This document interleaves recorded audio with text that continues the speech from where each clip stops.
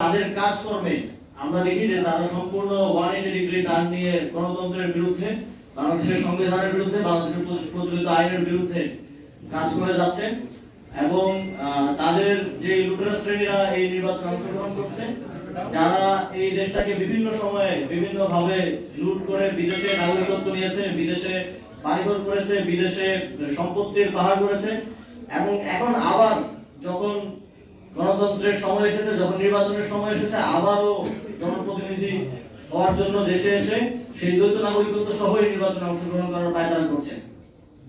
এখন আমরা কোনো বিদেশি নাগরিককে বাংলাদেশে নির্বাচন করতে দেব না।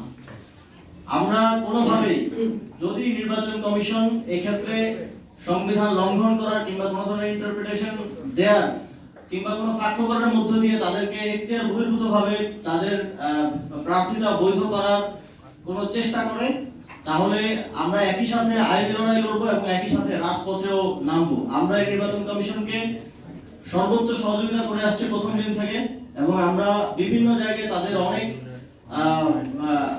অনেক ঘাটতি সত্ত্বেও তাদের এই যে একপাক্ষিক অবস্থান নেওয়াটা, সেটা আমরা একদম যাচাই বাছাইয়ের পর্যায়ে থেকে দেখে আসছি।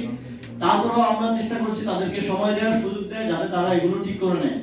কিন্তু আজকের যে ঘটনাগুলো ঘটেছে এবং আগামীকালকে আবার এফিডেভিটের মাধ্যমে বিদেশি নাগরিকদেরকে বাংলাদেশের নির্বাচন করার সুযোগ দেওয়ার যে কথাগুলো আমরা শুনেছি, তারপরে আমরা তাদেরকে আর কোনো ধরনের সুযোগ দিব না।